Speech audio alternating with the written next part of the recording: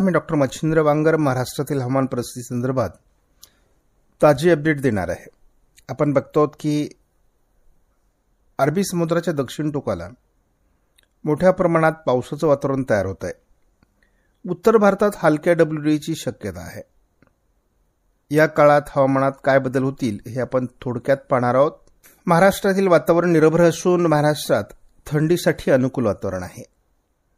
जीएफएसच्या 10 days minimum temperature मॉडेलनुसार आपण बघतो उत्तर भारतामध्ये कडाक्याची थंडी आहे। महाराष्ट्रात मध्यम स्वरूपाच्या थंडीचा प्रभाव आहे।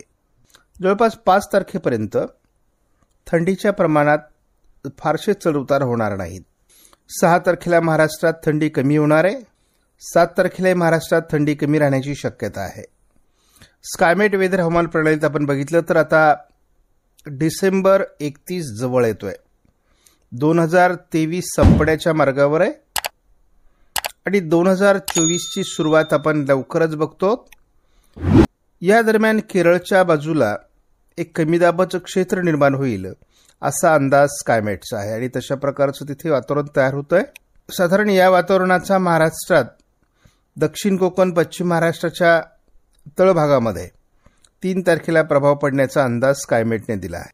6 तारखेला थोडं ढगाळ वातावरण महाराष्ट्रात राहण्याची शक्यता स्कायमेटने वर्तवली आहे। 8 तारखेलाही महाराष्ट्रात ढगाळ वातावरण राहील। स्कायमेटच्या अंदाजानुसार 9 तारखेला महाराष्ट्रात पावसास अनुकूल ढग निर्माण होतील। 12 तारखेला हे वातावरण महाराष्ट्रात राहील।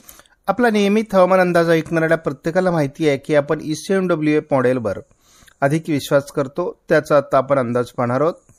आपण बघतो 3 तारखेला दोन्ही समुद्रात पावसास अनुकूल परिस्थिती भारताकडे सरकते आहे। 5 तारखेला थोडं छत्तीसगड मध्य प्रदेशच्या पूर्वेकडील भागामध्ये पावसाळी वातावरणाचा अंदाज आहे। 6 तारखेला आपण बघतो छत्तीसगड आणि मध्य प्रदेशच्या काही भागात पावसाचं प्रमाण वाढणार आहे। ECMWF मॉडेलमध्ये मध्य प्रदेश छत्तीसगडवर पावसाचं वातावरण तयार होतंय। नवीन WD पाकिस्तान मार्गे येण्याची शक्यता आहे। या पार्श्वभूमीवर 7-8 तारखेला महाराष्ट्रात ढगाळ वातावरण व्हायला सुरुवात होईल। म्हणजे 7-8 तारखेला महाराष्ट्रात ढगाळ वातावरण होईल हे मात्र आता ECMWFने मान्य केलंय। GFSने सुद्धा महाराष्ट्रात पावसाचं अनुकूल अशा प्रकारचं वातावरण 8 तारखेनंतर निर्माण होण्याचा अंदाज व्यक्त केला आहे। 9 तारखेला महाराष्ट्रात पावसाळी वातावरणाचा अंदाज देण्यात येतोय। 10 तारखेला महाराष्ट्रामध्ये मोठ्या पावसाचं वातावरण बघतो। 11 तारखेला हे वातावरण कायम आहे। महाराष्ट्रामध्ये 13 तारखेलाही जोरदार पावसाचं वातावरण दाखवण्यात आलं आहे। परंतु आपण एक लक्षात ठेवा, हे GFS मॉडेलचा अंदाज आहे। एकूणच महाराष्ट्रामध्ये जानेवारीच्या दुसऱ्या आठवड्यामध्ये पुन्हा अवकाळी पाऊस आणि गारपिटीची शक्यता वाढते आहे। आपण साधारण 8 तारखेपर्यंत ECMWF मॉडेलचा अंदाज पाहणार आहोत। या अंदाजामध्ये आपल्याला स्पष्ट होईल की महाराष्ट्रामध्ये पावसाळी वातावरण तयार होणार की नाही। एक कमी दाबाचं क्षेत्र अरबी समुद्रात तयार होणार आहे।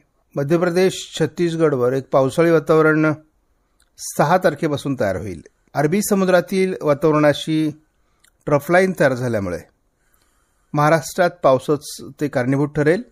त्याच वेळेस नवीन WD येण्याची शक्यता असल्यामुळे साधारण 8 तारखेनंतर महाराष्ट्रात पावसाळी वातावरण तयार होण्याचा अंदाज आहे। आपण यापूर्वी सांगितल्याप्रमाणे मालदीवच्या दरम्यान एक चक्राकार स्थिती किंवा कमी दाबाची निर्मिती होण्याची शक्यता आहे।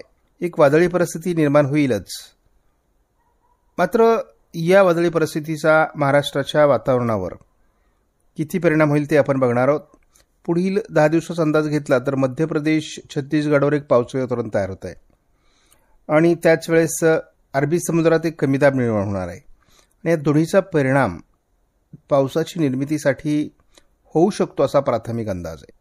महाराष्ट्रामध्ये साधारण 2-3 तारखेपर्यंत कुठल्याही प्रकारे पावसाळी वातावरण तयार होणार नाही। मात्र मध्य प्रदेश छत्तीसगड बिहार या भागामध्ये पावसाळी वातावरण 3 तारखेनंतर तयार होण्याची शक्यता आहे आणि हे वातावरण अधूनमधून प्रभावी बनण्याची शक्यता आहे। त्याच वेळेस दक्षिण भारतामध्ये सुद्धा थोडं पावसाळी वातावरण तयार होण्याची शक्यता आहे। त्यामुळे त्याचा महाराष्ट्रावर किती परिणाम होईल हे अजून निश्चित झालेलं नाही। परंतु एकूणच बदलत्या वातावरणाचा परिणाम महाराष्ट्रावर नक्की होईल असं आता वाटू लागलं आहे। 7 तारखेला आपण बघतो महाराष्ट्रातील वातावरणात बदल होण्याची शक्यता आहे. त्यामुळे महाराष्ट्रात ढगाळ परिस्थिती 7 तारखेपासून पाहायला सुरुवात होईल.